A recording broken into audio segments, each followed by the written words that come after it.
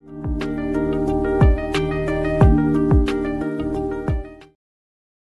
já tenho aqui, para fazer esse diálogo conosco, do outro lado da tela, e eu saúdo com muita alegria Fernando Brancoli, ele que é professor de Geopolítica do Instituto de Relações Internacionais e Defesa, o IRID, na Universidade Federal do Rio de Janeiro, a UFRJ. Fernando Brancoli, bom dia. Bom dia, meu caro. Prazer estar aqui falando contigo de novo. Prazer sempre nosso, viu, o Fernando? Você que está aí nos Estados Unidos, madrugando para conversar com a gente, como sempre, né, Fernando? Você está 2 horas atrás, não é isso? Isso. Mas com Copa do Mundo, com essas histórias, a gente está todo com os horários meio esquisitos, né? Então não tem jeito. É verdade, vemos o jogo, inclusive, na madrugada aqui no Brasil ontem. Eu confesso que eu não acompanhei. Na verdade, eu não consegui nem acompanhar o jogo da Argentina. Uma partida ótima, mas eu tenho dormido cedo, assisti ali o primeiro tempo, não vi o show do Messi no segundo tempo, mas, enfim, eu quero agradecer demais a tua presença, Leandro, você madrugando aqui para conversar com a gente, 7h10 aí nos Estados Unidos, para a gente falar um pouco sobre os temas que envolvem especialmente o Donald Trump, o presidente estadunidense. Antes disso, o Leandro, eu queria falar um pouco sobre essa situação envolvendo o encontro de cúpula do G7 que acontece até hoje, até esta quarta-feira, na França. O G7, que é o grupo das economias mais industrializadas do planeta. São eles Canadá, França, Alemanha, Itália, Japão, Reino Unido e Estados Unidos. Dentre as discussões em curso, o Brancoli, o foco, como não poderia deixar de ser, esse acordo de cessar-fogo no conflito entre Estados Unidos, Irã e Israel. Além disso, esse encontro também busca um consenso sobre a guerra na Ucrânia, o combate aos desequilíbrios econômicos globais e a obtenção de minerais essenciais fora da China, que é fornecedora dominante, especialmente desses minerais críticos, as famosas terras raras. Ontem já tivemos algumas declarações que foram aprovadas pelo G7, a gente vai debatê-las daqui a pouquinho, mas antes eu queria que você falasse um pouco, especialmente sobre a importância dessa cúpula do G7, ô Branco, em um planeta onde os organismos multilaterais estão muito enfraquecidos ao longo desses últimos anos. O que é que esse encontro pode produzir na prática, na tua avaliação? Olha, do ponto de vista prático, a gente tem declarações e memorandos e questões parecidas que às vezes são burocráticas, mas são importantes, como você bem coloca. E acho que o ponto central diz respeito à necessidade de se encontrar soluções para o conflito do Irã com Israel e com os Estados Unidos, garantindo o fluxo aí de comércio no Estreito de Hormuz e coisas parecidas. Agora, se a gente vai ter um acordo, algo mais consolidado, me parece um pouco difícil. Mas, efetivamente, só a possibilidade dessas lideranças estarem conseguindo sentar no mesmo lugar e conversar e, de alguma maneira, criar algum grau de interlocução já é um benefício, já é um processo interessante. Acho que um ponto interessante quando a gente pensa em G7 também é que esse encontro agora dos mandatários, né, a foto dos presidentes, dos primeiros ministros, ele é um resultado final de uma reunião, de uma discussão que já começou há pelo menos 3 semanas. Né? Então, a gente, ao longo das últimas 3 semanas, já consegue acompanhar também esse tipo de discussão, envolvendo também tarifas entre os Estados Unidos e a China e coisas parecidas. Então, acho que a gente vamos ficar no meio termo aqui. É bom que essas pessoas estejam se encontrando, é bom que dentro de um mundo cada vez mais isolado, né, em que os estados são cada vez mais isolados, se tem algum grau de interlocução, mas a gente ainda, eu diria, vamos ficar devendo a criação de um aparato mais robusto e mais potente. Mas, apesar dos pesares aí, acho que é importante a gente ter esse tipo de movimentação ainda. Sem dúvida, sem dúvida. Agora, o Brancoli, a gente sabe que os Estados Unidos eles têm uma força muito grande no debate público, mundo afora. Em relação ao G7, a gente pode dizer que o Donald Trump ele ainda domina essas discussões, a pauta que está sendo discutida lá no grupo das grandes economias industrializadas do planeta. Dá para dizer que os Estados Unidos protagonizam as discussões também no G7? Sim, de maneira menos, mas ainda é o principal ator, é um dos principais parceiros dentro do contexto com os europeus, apesar de um crescimento chinês muito claro ao longo das últimas décadas. E dentro desse tipo de movimentação, me parece que Trump vem também no G7 manifestando um pouco o seu método bizarro, para falar o mínimo, de negociação, em que ele ameaça, ele vai, depois ele volta e coisas parecidas. As declarações de Trump ao longo dos últimos dias foram muito nesse sentido, né? A ideia de que os Estados Unidos ele não tem aliados, ele tem quase que vassalos ou inimigos. Dentro desse contexto, né, cabe aos estados decidir o que eles querem ser, né, dentro desse processo. Então, me parece que há, do ponto de vista europeu, principalmente, uma consciência de que é necessário um certo desacoplamento por parte dos Estados Unidos, né? A gente tem movimentações importantes, isso acontecendo na Alemanha, na Itália, na França, de maneira bastante potente, mas ainda se coloca nesse tipo de configuração. E aí acho que é interessante a gente olhar essa plataforma de um debate desses indivíduos conversando dentro desse tipo de lógica também. Não são países numa hierarquia muito horizontal. A gente está falando de países com muito poder militar, como no contexto norte-americano, e que, por exemplo, usam desse tipo de poder para chantagear países e fazer coisas do tipo. Então, acho que o G7 ele é um reflexo da atual relação com que os Estados Unidos se encontram e se manifestam em outros pontos. Né? É bem por aí mesmo, viu, o Branco? E eu queria tratar agora da presença do presidente Lula nesse encontro de cúpula lá do G7 na França. Ele participa da reunião como convidado, inclusive rejeitou essas duas declarações que foram aprovadas na reunião por discordar das propostas feitas pelo grupo para fomentar o desenvolvimento em países mais pobres e combater o surto de ebola que avança lá na África. Primeira, sobre parcerias internacionais mutuamente benéficas, propõe reformas para tornar a arquitetura mais eficiente, incentivar a mobilização de recursos internos nos países parceiros e atrair mais capital privado, fortalecendo a autonomia das nações mais pobres. Essa é a primeira resolução que foi aprovada e que o Lula se colocou contrário. O governo brasileiro julgou que essa proposta reduzia a questão do desenvolvimento desigual dos países a uma visão unicamente financeira, ignorando vários aspectos políticos relativos a esse tema. A outra, que foi aprovada com apoio, inclusive, do Donald Trump, propõe usar os reduzidos recursos públicos oferecidos pelo próprio G7 ao desenvolvimento para alavancar mais países, alavancar investimentos privados nesses países. O Lula, no entanto, ele apresentou, durante o discurso que ele fez, justamente sobre esse tema, uma proposta diferente, afirmando que muitos aspectos precisam ser envolvidos nessa discussão, entre eles o combate ao crime organizado e às mudanças climáticas, além de políticas mais ambiciosas de distribuição de riquezas e luta contra a desigualdade. O Brasil questiona uma falta de autocrítica dos países ricos sobre os problemas causados pelo protagonismo defendido por alguns de seus governos, em especial os Estados Unidos, e os impactos dos conflitos que os envolvem, como o conflito, a guerra lá no Oriente Médio.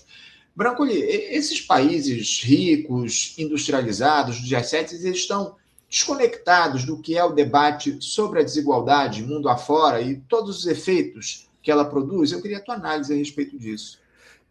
Meu caro, eu não sei se desconectado, talvez desconectado pode ser um elemento, mas assumiria que eles não têm consciência desse processo. Me parece que países do norte global têm uma consciência muito clara de que dinâmicas de um certo atraso de desenvolvimento industrial, de certas dinâmicas, são provocados muitas vezes pela própria estrutura desigual do sistema internacional.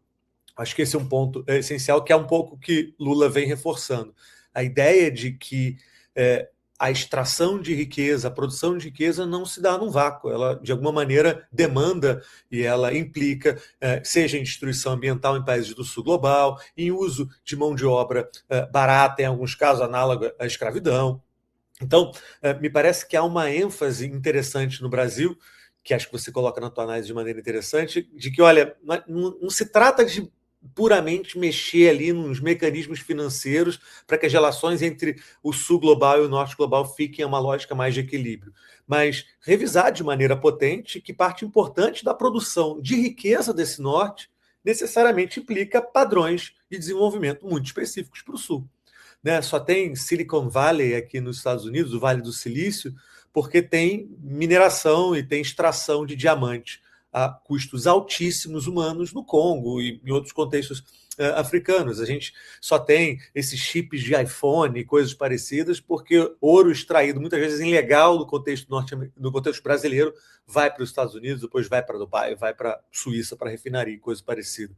Então, acho que chamar a atenção desse processo me parece um ponto interessante do Lula, né? E, lembrando, ele é um convidado, ele poderia ter só ficado ali à margem, mas resolveu se posicionar e se colocar dentro desse tipo de colocação e dentro desse tipo de ponto, que me parece interessante, né? A ideia de observar que a própria condição de produção de riqueza, muitas vezes, faz esse tipo de questões, né? Então, é aquela ideia, não é que a Suíça ficou rica porque os suíços são muito espertos ou né, tem alguma coisa no ar suíço. Tem indicações e pesquisas muito potentes, porque a Suíça serviu, por exemplo, como espaço de lavagem de dinheiro de ditadores pelo mundo e uma série, paraíso fiscal, etc, etc, etc. Né? E acho que esse tipo de balanço é interessante. Não preciso nem argumentar os Estados Unidos dentro desse tipo de contexto de extrativismo e de ações militares, coisas parecidas. E acho que um segundo ponto que me parece interessante, o Lula vem tentando fazer isso ao longo dos anos, é o argumento também de que a desigualdade que a gente tem hoje no sistema internacional necessariamente precisa implicar em responsabilidades diferentes para os países. E aí, obviamente, o Lula vem enfatizando a questão do meio ambiente como algo interessante nesse sentido. A ideia de que todo mundo concorda que é necessário se estabelecer processos potentes para a proteção ambiental, para lidar com o aquecimento global, mas que é necessário se pensar e se calibrar de que alguns países, por exemplo, já destruíram todas as suas florestas, né? Se desenvolveram nesse processo, pensar em Inglaterra, por exemplo, e agora tratar todos os países de maneira equânime, quando, em um contexto muito específico, países do sul global precisam tirar pessoas da pobreza, precisam alimentar a população e coisas parecidas, me parece um pouco irrisório ou besta dentro desse contexto. Mas faz parte, né? Eu acho que o discurso do Lula ele tem o seu valor ali, mas, sendo muito sincero, fico aí desconfiado o quanto que ele vai conseguir mobilizar as lideranças do G7 para esse tipo de movimento. Fica a desconfiança, acima de tudo, como você destaca aqui para a gente. Falar em Lula, Fernando, o principal objetivo do presidente brasileiro nesse encontro do G7, não dá para negar, é a tentativa dele de estabelecer um diálogo com o Donald Trump, o presidente dos Estados Unidos, a respeito desse possível novo tarifaço em relação ao Brasil e também sobre a classificação das facções criminosas brasileiras, do PCC e o Comando Vermelho, como grupos terroristas. A gente tem observado esse diálogo sendo feito, essa tentativa do Brasil de estabelecer um diálogo com os Estados Unidos a respeito desses temas, e o Lula foi lá para o G7 com essa intenção, acima de tudo, de tentar conversar com o Trump informalmente, porque não há nenhum encontro formal marcado entre eles, pelo menos por enquanto. Lembrando que a reunião do G7 termina hoje, lá na França. O Lula ele espera esbarrar com o Trump nos corredores do G7 para fazer esse diálogo com ele, acreditando nessa química que existe entre os dois.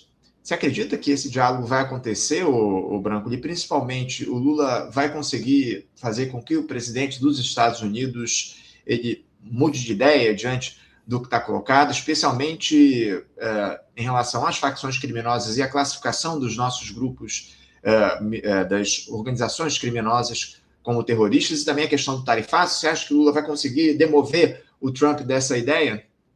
Olha, me parece difícil, meu caro. Ontem a gente teve uma cena meio curiosa do Trump passando pelo Lula na hora de uma foto. Ele faz um joinha e o Lula meio que ignora, assim, passa direto. Não sei se viu, não viu ou quis ignorar, vai saber. Mas me parece que a estratégia do Lula de tentar articular essa dinâmica pessoal com o Trump para lidar com os desafios da relação dos Estados Unidos com o Brasil, ela vem falhando. Porque me parece que Lula consegue, de alguma maneira, em alguns momentos, essa interlocução. Trump volta atrás com alguns pontos. Lembrar, por exemplo, a lei Magnitsky contra o ministro Alexandre de Moraes, ela é retomada, né? Ela é retirada, aquele bloqueio, após movimentações do governo Lula. Mas, repare, a gente teve duas grandes movimentações ao longo das últimas semanas. Como você comentou, de novo um processo de tarifaço, com argumentos sobre contra o PIX e discussões que em alguns momentos são até errôneas, né? Você olha o relatório, não é nem que existe uma discordância, tem coisa ali que não existe, que é mentira. O que já é um ponto, e o Brasil vinha negociando ao longo dos últimos meses para tentar lidar. Lembrando que a gente já teve aquela primeira tarifada, né, de 50%, depois baixou um pouco, dentro daquele tipo de contexto. Então, esse vai e vem me parece demonstrar uma certa limitação da capacidade do Lula de usar essa relação pessoal para lidar com esses pontos. E a segunda questão diz respeito à classificação do primeiro comando da capital e do Comando Vermelho como grupos terroristas, né? O Brasil vinha num processo potente e sofisticado para tentar impedir esse tipo de nomeação, mas, ao que tudo indica, o lobby da família Bolsonaro, né, Flávio Bolsonaro estava horas antes na Casa Branca desse anúncio, teve seu efeito. E acho que um ponto que ajuda a amarrar um pouco esses dois elementos, Anderson, Trump, apesar de ter pretensões, eu diria, autoritárias e centralizadoras, ele também, obviamente, tem seu grupo, a sua entourage, né? Figuras como o secretário de Estado Marco Rubio e coisas parecidas. Me parece que muitas vezes a agenda em relação ao Brasil não é uma agenda que passa sempre por Trump, né? Passa por figuras também como Marco Rubio, que tem interesses na América Latina e, por exemplo, foi um dos patrocinadores dessa classificação do CV e do PCC dentro desse tipo de configuração, dentro desse tipo de lógica. Então, acho que assim, não há previsão de encontro do Lula com Trump. Pode ser que ele, como você disse, ele se esbarre aí nos corredores. Pode ser que Trump até se convença de alguma coisa nessa conversa com Lula, mas eu não teria esperança de que vai ser algo minimamente permanente. A ideia é de que existem forças se movimentando que, no final das contas, vão ser mais fortes dentro desse tipo de processo. E agora, me parece que a solução para o Lula, dentro desse contexto, é tentar manter, obviamente, os canais diplomáticos abertos, mas também colocar na conta de quem é o responsável por esse tipo de movimentação, que me parece que é algo que o governo vem tentando fazer. Flávio Bolsonaro, né, e Eduardo Bolsonaro fizeram lobby. Eduardo ontem, inclusive, né, foi aí no STF apontado 4 anos de prisão por ter feito obstrução de justiça. Então, dentro desse tipo de configuração, me parece que o governo também tem que começar a dizer, olha, tem gente fazendo lobby para tentar prejudicar o país nesse quesito. Então, tem um limite, me parece, até onde que a gente pode ter. Há também uma esperança, para encerrar, acho que esse ponto, Anderson, interessante, tem eleição aqui nos Estados Unidos no final do ano, né? As chamadas midterm elections. A edição são eleições no meio de mandato que podem trocar as lideranças tanto do Senado quanto do Congresso. Atualmente, Trump tem controle do Senado e da Câmara aqui nos Estados Unidos, os republicanos controlam, então ele tem uma facilidade em autorizar certos pontos e também bloquear certas investigações. Os números indicam que é praticamente certo que na Câmara os democratas vão ter maioria e tem chances, as chances vêm aumentando de também no Senado. Isso, obviamente, reduziria a capacidade do Trump de fazer certas movimentações tão explosivas como tarifaço e coisas parecidas dentro desse tipo de contexto. É uma questão importante essa que você traz em relação às eleições de meio de mandato que a gente vai ter aí nos Estados Unidos, com os democratas tendo, muito provavelmente, maioria no Congresso, no Parlamento aí nos Estados Unidos. Eu já vou mudar de assunto, Leandro, mas não vou mudar de país, né? Porque o foco segue sendo os Estados Unidos, o Donald Trump, falar sobre esse acordo de cessar-fogo que foi tratado entre os Estados Unidos e o Irã e que vai ser assinado na próxima sexta-feira, o documento final na Suíça, e impõe aí uma série de medidas que são vistas como uma derrota a Donald Trump. No entanto, o Branco, há certas dúvidas em relação ao cumprimento desses 14 pontos que estão no texto. A gente já tratou disso aqui no programa recentemente. Aliás, já quero aproveitar e avisar aqui aos nossos espectadores que sexta-feira o tema principal do nosso debate vai ser justamente esse acordo entre os Estados Unidos e o Irã, que vai ser assinado lá na Suíça. A gente vai ampliar essa discussão aqui no programa. Antes de repercutir um pouco mais detalhadamente esse acordo, o Branco, ou o que sabemos dele até aqui, pelo menos, você acredita que dessa vez é para valer? A gente vai ter um cenário de paz duradoura no Oriente Médio a partir desse acordo assinado entre Estados Unidos e Irã na próxima sexta-feira? Olha, não me parece que os indícios estão muito bons nesse sentido. Eu acho que Há, obviamente, um otimismo na medida em que há um cessar-fogo agora operando, mas, do ponto de vista prático, a ideia de que, por exemplo, Israel vai se manter dentro do cessar-fogo me parece bastante improvável, né? Netanyahu vem realizando ataques contra o sul do Líbano ao longo desse período. E parte importante, eu diria, das lideranças políticas nos Estados Unidos argumentam que o Irã, através de discussões agora, né, desse tipo de acordo, teria ainda as condições de desenvolvimento de um artefato nuclear no futuro ou algo parecido. As discussões são amplas sobre isso, há pessoas e pesquisadores sofisticados dizendo que o Irã estava muito longe de ter um artefato nuclear, então já seria uma desculpa meio esfarrapada, mas se a gente pensar a capacidade de centrifugação, de enriquecimento de urânio, nada disso foi perdido. Então, não me impressionaria se daqui a alguns meses ou anos alguma outra liderança nos Estados Unidos falar, olha, não, a gente precisa voltar a fazer algo contra o Irã. Então, a ideia de uma paz duradoura fica um pouco mais distante dentro desse tipo de processo. E acho que o ponto interessante que você trouxe, Anderson, e que vale a pena reforçar, diz respeito a o que é, no final das contas, uma vitória política do Irã. Né? Do ponto de vista militar, os Estados Unidos são, né, bastante superiores ao governo iraniano nesse contexto, lembrando que há uma coalizão envolvendo Israel, países do Golfo, mas o Irã respondeu de maneira, acho que bastante surpreendente às ofensivas norte-americanas e israelenses, conseguiu usar o Estreito de Hormuz como uma ferramenta política e econômica importante, e enquanto previsões aqui nos Estados Unidos eram que a guerra duraria semanas e que teria uma mudança de regime, a gente tem assassinato do Ayatollah, mas mesmo assim o Irã permanece. E agora os acordos que a gente está, os 14 pontos que a gente começa a observar, do ponto de vista prático, são muito ligados ao que o Irã pedia. Então, existe descongelamento de fundos iranianos no exterior, que hoje em dia estão sequestrados, não podem ser usados, o fim de uma série de sanções, a gente tem um envio de dinheiro, que parece que já começou, para a reconstrução do Irã, ou seja, envio norte-americano do Catar para esse tipo de processo, e está em aberto ainda a história do Estreito de Hormuz. Né?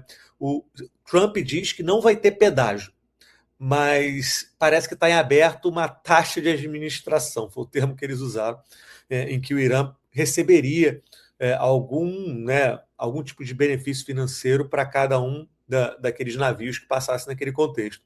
Então, de maneira bem clara, eu acho que a vitória militar ela é americana, mas a vitória política começa a soar como iraniana nesse contexto, o que é surpreendente. Né? Um país aguentar o que o Irã aguentou nesse contexto é algo que a gente vai estudar nas relações internacionais do ponto de vista de segurança, do ponto de vista de dimensões econômicas bastante potente dentro desse contexto.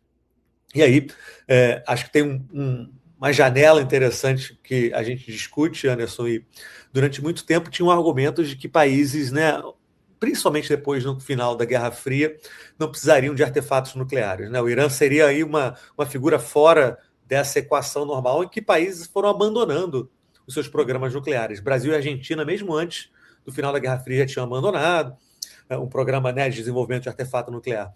A Ucrânia, que tinha bomba atômica, devolve, mas depois das ações do Trump contra o Irã, me parece, e tem figuras importantes aqui nos Estados Unidos dizendo isso, de que, olha, talvez ter um artefato nuclear não seja uma ideia tão ruim assim. Né? A ideia de que Kim Jong-un hoje na Coreia do Norte só é líder da Coreia do Norte porque tem um artefato nuclear. Né? Senão, porque se a gente imaginar o que aconteceu na Venezuela, o que aconteceu no Irã agora, países estão sujeitos a sofrer intervenções por razões muitas vezes completamente estapafúrdias.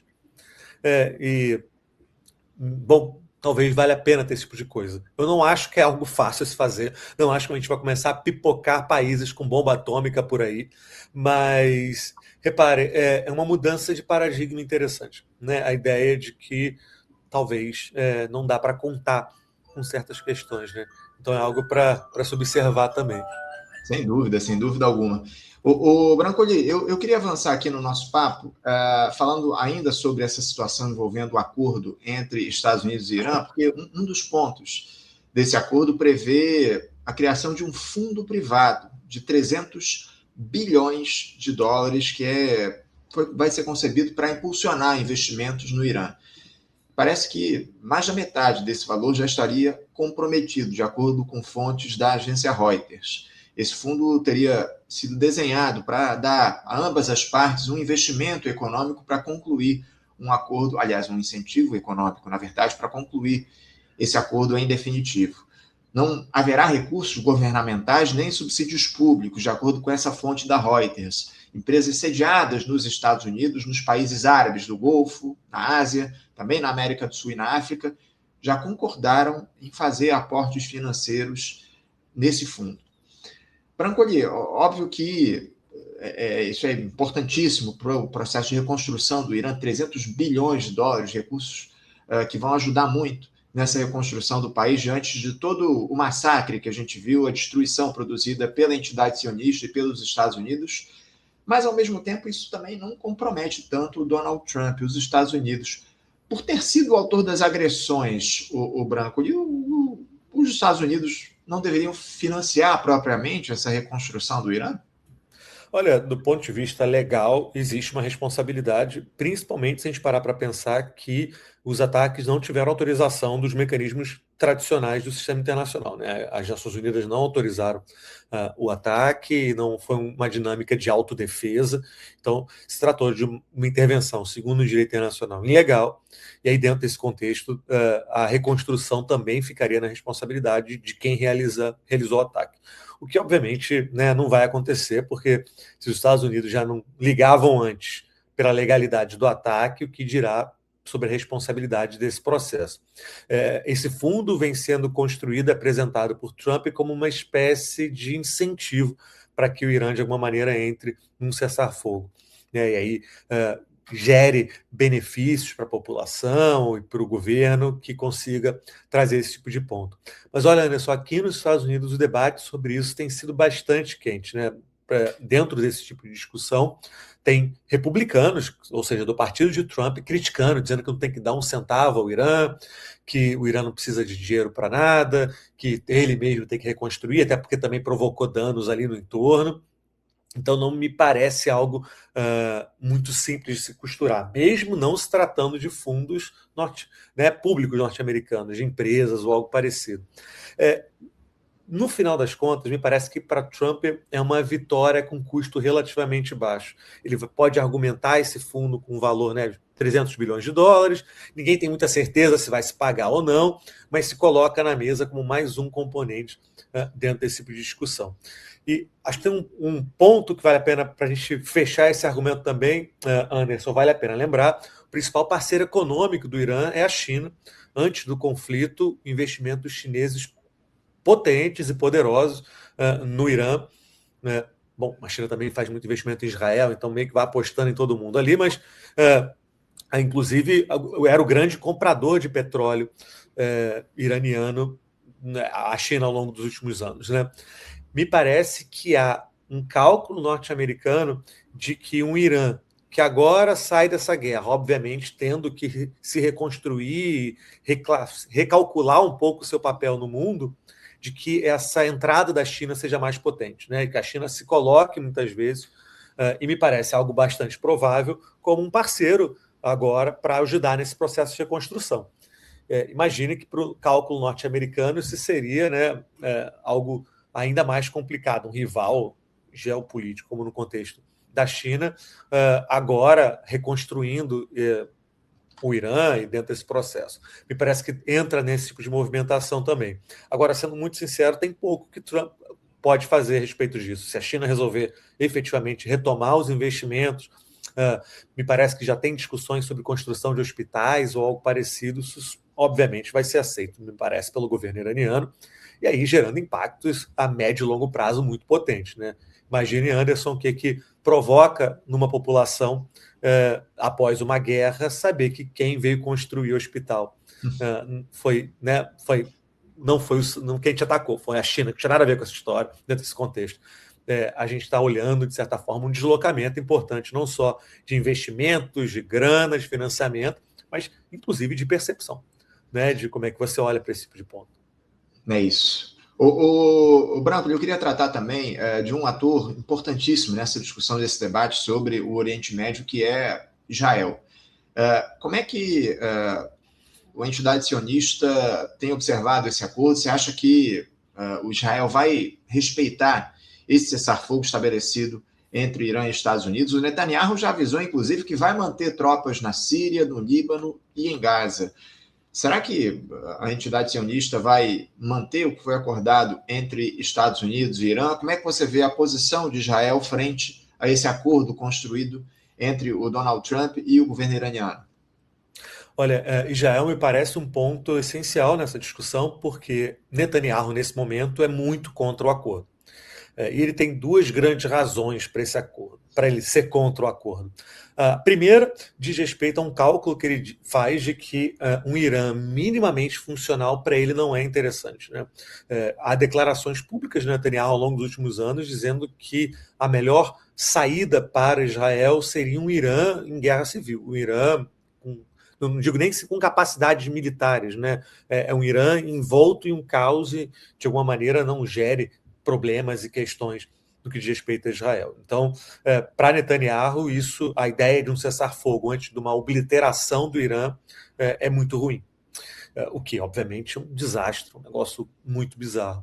O segundo componente, Anderson, acho que a gente até tratou disso né, ao longo das nossas últimas conversas.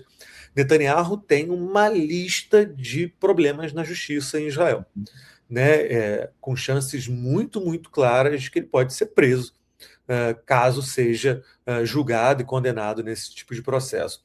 Ele só não foi julgado e condenado porque, desde o 7 de outubro, Israel está em estado de emergência, num estado de excepcionalidade. Ele se mantém no poder, em grande medida, por esse tipo de discurso. Então, há uma relação umbilical entre a sobrevida política de Netanyahu e a manutenção da guerra. A ideia de uma paz nesse momento é a ideia de abertura de possibilidade de Netanyahu poder ser julgado, né? Então, para ele, não faz tanto sentido.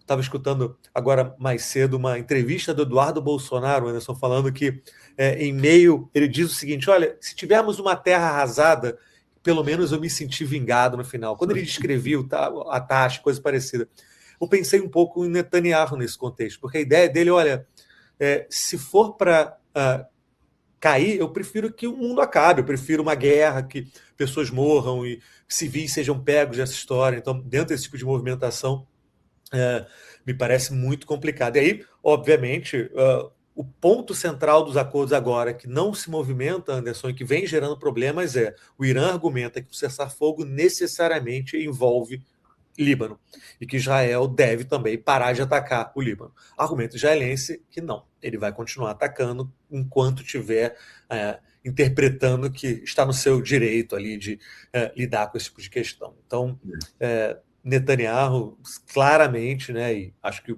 de certa forma o governo israelense é um dos grandes obstáculos para uma manutenção ou para a criação de uma paz mais clara nesse momento. É isso. Branco, para a gente fechar aqui o nosso papo, eu não posso deixar de te perguntar a respeito de uma fala que o Donald Trump fez ontem nessa cúpula do G7, que chamou muito a atenção, repercutiu bastante. O presidente dos Estados Unidos criticou o comportamento de Benjamin Netanyahu nesse conflito e disse que, abre aspas, não haveria Israel sem os Estados Unidos. Fecha aspas, palavras do Donald Trump. Como é que você interpreta essa fala do presidente dos Estados Unidos? Que recado ele passa ao Netanyahu, considerando que o republicano é uma figura absolutamente ambígua? O que ele fala, obviamente, não se escreve, mas como é que você interpreta essa fala do Trump dizendo que não haveria Israel sem os Estados Unidos? Bom, tem razão, né? Do ponto de vista prático, o apoio norte-americano ele é essencial para a sobrevida desde 48 de Israel, apoio militar, político, econômico, social, de gente que sai dos Estados Unidos em direção a Israel. Então, ele não mentiu nesse contexto, e acho que qualquer um que estude a história entende esse tipo de ponto. Não me parece que ele está querendo dar uma aula de história para o Netanyahu, ele está querendo colocar, ou pelo menos se colocar como, olha, vocês são nosso porta-aviões aí no Oriente Médio, né? Vocês só existem porque eu autorizo nesse processo. A respeito das falas dele sobre Netanyahu, Anderson, tem duas possíveis interpretações. Existe uma primeira, de que Donald Trump se cansa de maneira muito fácil das decisões que toma, ele quer vitórias rápidas, e quando ele vê o aumento do preço de combustível, de alimento, da inflação, em grande medida por causa do conflito com o Irã, ele resolve acabar com aquilo, mesmo que no final os objetivos não sejam alcançados, aqueles que ele queria no início do conflito, né? Ele quer agora embrulhar essa história num papel aí minimamente bonito para dizer que teve vitória, que conseguiu um grande acordo ou algo parecido. E que aí, dentro dessa chave analítica, ele olharia para o contexto de Israel e ver um rival, um problema nesse processo. Mas as falas de Trump com Netanyahu, elas vêm se repetindo ao longo dos últimos meses, né? Ele chamou Netanyahu de louco, teria chamado de louco e vazou na imprensa. Ele reclama muitas vezes de Netanyahu em público, mas o comportamento norte-americano não muda. Então, há uma outra chave analítica que diz, olha, me parece um jogo de cena, me parece muitas vezes uma discussão para dizer que não, eu tenho autonomia, que quem manda aqui sou eu, mas no final das contas as armas continuam fluindo, o apoio militar continua acontecendo. Há um debate hoje nos Estados Unidos, no Congresso, para que as Forças Armadas israelenses se enquadrem dentro da hierarquia das Forças Armadas norte-americanas, ou seja, funcionariam como duas forças análogas, quase como se fosse uma força armada só dentro desse processo. Então você teria processos de hierarquia combinados dentro dessa lógica. Então, assim, não me parece o tipo de movimentação que você faz com alguém que você considera louco ou alguém que você quer, né, dentro desse processo. Temos duas chaves aqui para decidir, Anderson. Talvez tenha um meio do caminho nesse processo, mas me parece também que está muito claro aqui por parte da política norte-americana de que Israel, de alguma maneira, vai ter que se adequar a esse processo, né? Os tradicionais apoiadores de Israel vêm vociferando na internet ao longo das últimas horas, reclamando muito do acordo, né? Brancoli, rapidamente, eu sei que a gente já está no limite do nosso horário, mas eu queria uma análise rápida sua sobre como é que o povo nos Estados Unidos tem visto essa Copa do Mundo que está acontecendo no país, muitas polêmicas envolvendo esse torneio, essa competição, enfim. Como é que a população dos Estados Unidos tem observado a realização do torneio e a posição dos Estados Unidos frente à Copa do Mundo? Olha, o americano não é muito ligado em futebol, né? Mas gosta muitas vezes dessas farras e coisas parecidas. Então, dependendo do estado, até tem uma comoção. Eu estou em Nova York agora, por exemplo, e aqui o Brasil está jogando por aqui, está cheio de brasileiro na rua, teve o jogo dos Knicks juntos, então tem uma farra na rua interessante. As pessoas, eu diria, estão mais interessadas às vezes na festa do que na Copa. Agora, em outros estados, por exemplo, no contexto dos jogadores iranianos que vieram aos Estados Unidos e voltaram, há um debate sendo apresentado, críticas muitas vezes, em alguns momentos não tem que nem deixar entrar aqui dentro desse tipo de contexto, ou algo parecido. Me parece algo interessante, Anderson, nesses momentos os norte-americanos, me parece, reparam de que o mundo não só presta atenção nos Estados Unidos, mas também criticam de maneira muito clara. Então, eu tive conversas aqui que bem soavam surpreendentes, como parece que o mundo não está muito feliz com a gente, né? Não está muito contente. Eu falo, não sei onde é que você esteve nos últimos, né? Mas me parece também um momento interessante dessa plataforma de se olhar e poder ser observado dentro desse tipo de configuração. Então, tem muita farra acontecendo na rua, me parece pessoas felizes nesse contexto, mas tem um debate acontecendo nesse processo. Mas olha, Anderson, é uma Copa só para quem pode muito, tá? O ingresso mais barato, R$10 mil, $2.000. Acho que é melhor assistir pela internet mesmo, porque não tem condição de ir para estádio dar dinheiro para a FIFA nesse contexto. Não tenha dúvida, a gente está acompanhando aqui as discussões, os preços superavitários aí em relação a essa competição nos Estados Unidos, ingressos, não só os ingressos, também a alimentação, os deslocamentos, os trens, parece que tem que pagar quase $100 para você se conseguir se deslocar de trem aí nos Estados Unidos para acompanhar os jogos, enfim. Fernando Brancoli, quero agradecer muito a tua presença, cumprindo aqui o nosso combinado no horário. Obrigado pela tua participação. Um bom dia para você e até a próxima, viu? Falou, meu cara, fico à disposição. Acho que a próxima já no Brasil, a gente vai estar com um tempo mais próximo. Então, é isso. Um forte abraço. Grande abraço. Vai lá, até já. Conversamos aqui com Fernando Brancoli. Fernando Brancoli, professor de Geopolítica no Instituto de Relações Internacionais e Defesa do IRIJ da Universidade Federal do Rio de Janeiro, a UFRJ, tratando com a gente sobre temas aí envolvendo o G7, o Donald Trump, os Estados Unidos, Irã, Israel, o conflito, enfim. Finalizamos aqui falando sobre Copa do Mundo, muitos assuntos nesse papo com o Brancoli, que da próxima vez muito provavelmente vai estar aqui no Brasil fazendo diálogo com a gente. Hoje ele segue lá em Nova York, nos Estados Unidos, enfim.